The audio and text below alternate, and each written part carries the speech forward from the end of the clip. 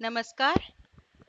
मुख्यमंत्री के 7 निश्चय में से एक आर्थिक हल युवाओं को बल के तहत कई योजनाओं को प्रारंभ किया जा रहा है। यह वीडियो क्रमांक संख्या 5 है।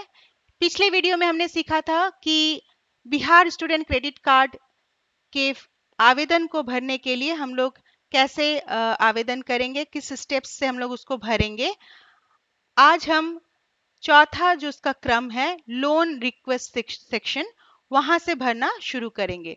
तो पिछले वीडियो में हम लोगों ने ऑलरेडी पर्सनल इंफॉर्मेशन आप देख सकते हैं, जो पहला चरण है, फिर रेसिडेंशियल एड्रेस दूसरा चरण, तीसरा फिनेंशियल इनकम इंफॉर्मेशन, ये तीनों भर चुके हैं, इसको सीख चुके हैं।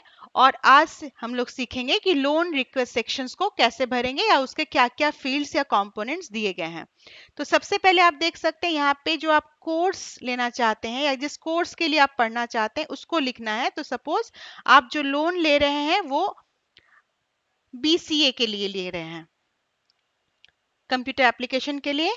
आपके कॉलेज का नाम है suppose Birla institute of technology Mesra, और उसके बाद आपका यूनिवर्सिटी एफिलिएटेड है या ऑटोनोमस है, वो आपको भरना है यहाँ पे। जैसे मैंने पिछली बार भी कहा था कि इस फॉर्म को भरने के लिए आप अपने माता पिता या गार्जियन की मदद ले सकते हैं।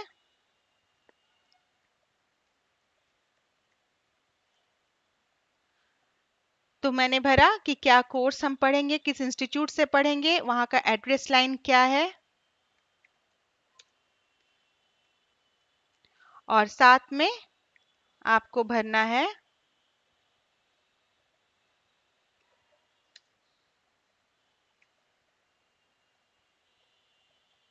खेलगांव बीआईटी मिश्रा रांची, और उसके बाद यहाँ पे भरना है कि ये आपका कौन सा राज्य है, झारखंड, और उसका कॉरेस्पॉन्डिंग डिस्ट्रिक्ट, वहां का पिन कोड। यहाँ पे आपका अपने आप डिस्ट्रिक्ट दिखाने लगेगा जब आप लोग सही में भरेंगे। अभी यहाँ सिर्फ बिहार के डिस्ट्रिक्ट्स हैं। यहाँ जैसे ही आप झारखंड क्लिक करेंगे तो झारखंड के सारे डिस्ट्रिक्ट्स यहाँ पर आ जाएंगे। अगर आंध्र प्रदेश भरेंगे तो वहां के डिस्ट्रिक्ट आपको दिखने लगेंगे।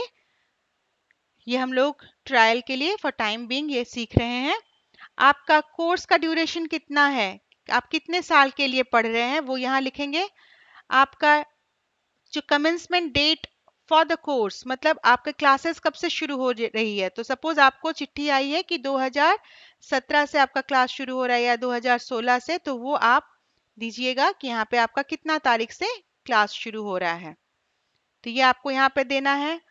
उसके बाद expected monthly income of students after completion of course, आप जब कोर्स को खत्म कर लेंगे तो आप कितना उम्मीद करते हैं कि आपको सैलरी मिलेगी। तो सपोज हम यहाँ लिखते हैं 40,000 रुपया का नौकरी आपको मिलेगा इस कोर्स को करने के बाद। यहाँ पे आपको अच्छे से भरना है, अपने गार्जियन से मदद लेके। इसको आप खाली नहीं छोड़ सकते क्योंकि आप लोन ले रहे हैं, तो बैंक आपसे रिकवरी करेगी। इसीलिए आपको जरूर अपने आप पे विश्वास रखना है कि मैं अच्छा नौकरी करूंगा, और वो आपको यहाँ भरना है कि कितना आपका एक्सपेक्टेड मंथली इनकम होगी। Employment potential after completion of course, yes definitely आपके पास कोर्स को कंप्लीट करने के बाद इतना आप में पोटेंशियल होना चाहिए कि यस आप उसको रिपे कर सकें।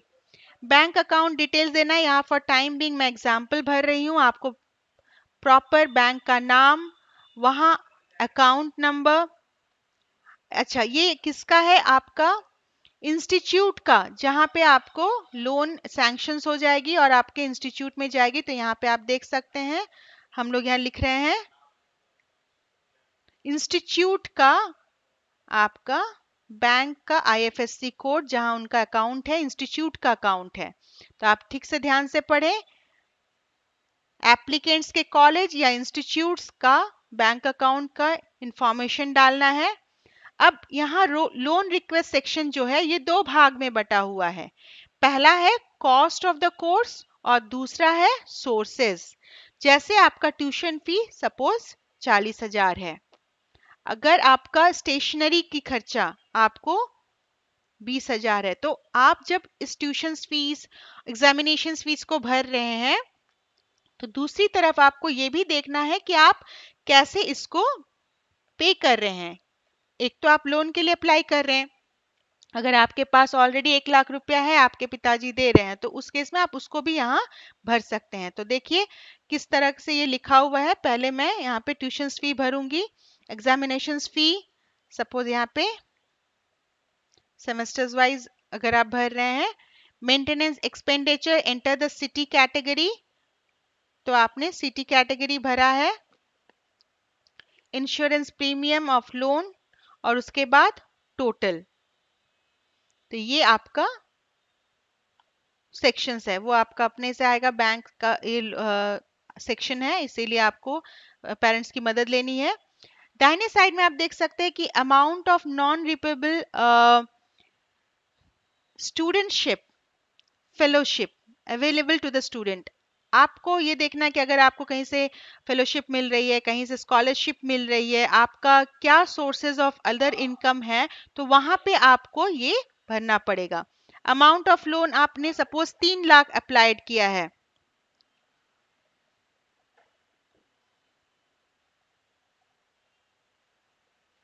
और साथ में आप ये भी भर रहे हैं कि आपका क्या यूनिवर्सिटी का आप देख सकते हैं।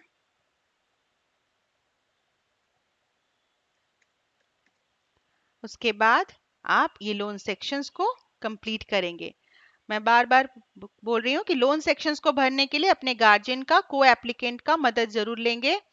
उसके बाद है कि अगर आपका लोन 4 लाख से कम है, तब आपको यहाँ के जितने डिटेल्स है वो नहीं भरने पड़ेंगे।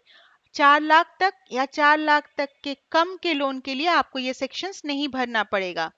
लेकिन आपको फिनेंशियल वर्थ ऑफ द को एप्लीकेंट, अपने गार्जियन का फिनेंशियल, जो भी आपका उनका बैंक का अकाउंट है, सेविंग का, उनका पीएफ बैलेंस कितना है, ज्वेलरी, एलआईसी, एनएससी, इतने सारे कोई बॉन्ड्स हैं, तो वो सारी जानकारियां यहाँ देनी पड़ेगी अगर आपका लोन अमाउंट 4 लाख से ज्यादा होगा। तो जैसे मैंने कहा, ये आप पिताजी से पूछेंगे, अपने गार्जियन से पूछेंगे। इसके बाद है बैंक डिटेल्स, छठा नंबर, आपका क्रमबद्ध तरीके से हम लोग इसको भर रहे हैं। छठे नंबर पे है कि डिटेल्स ऑफ एग्जिस्टिंग लोन, ये भी उसी समय आपको ज्यादा जरूरत पड़ेगी भरने की अगर आपका लोन 4 लाख से ज्यादा का है। अगर आप 4 लाख से ज्यादा का लोन ले रहे हैं, तो आपको housing loan, car loan, PF loan, इस सारी लोन्स की जानकारियां इस पेज में देनी होगी।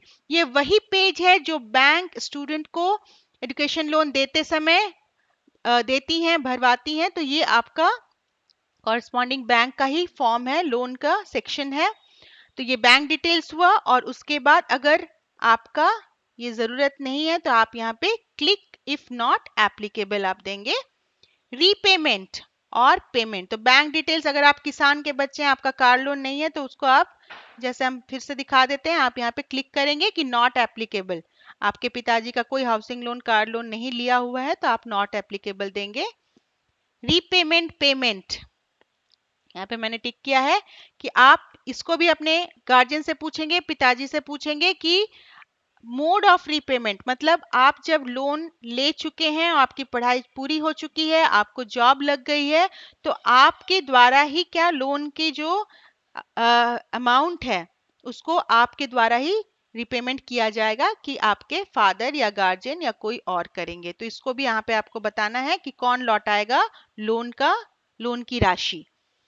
उसके बाद है आप यहाँ पे लिखेंगे कि do you have any existing relationship with bank, जिस बैंक से आप लोन ले रहे हैं, क्या आप उसके साथ आप उसके कस्टमर है, तो जरूर आप उसके कस्टमर है, तो आप यहाँ पे डिटेल्स भरिएगा कि कब से आप कस्टमर है, आपका क्या बैंक के साथ रिलेशनशिप है, इसमें आपको डिटेल्स भरना है।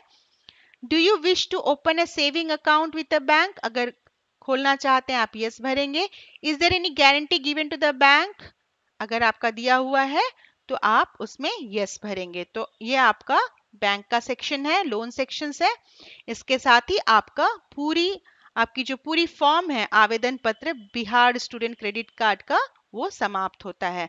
तो इसको ध्यान से पढ़ेंगे। यहाँ कुछ आपका डिक्लेरेशंस भी है कि I have submitted Aadhaar card, जैसे हम लोगों ने पुराने स्कीम्स में देखा था एसएचए और केवाईपी। इसमें भी दिया हुआ है कि I agree with the all bank informations, जो भी आपका with respect to the applications I undertake to inform to change in my occupation and employment residential address।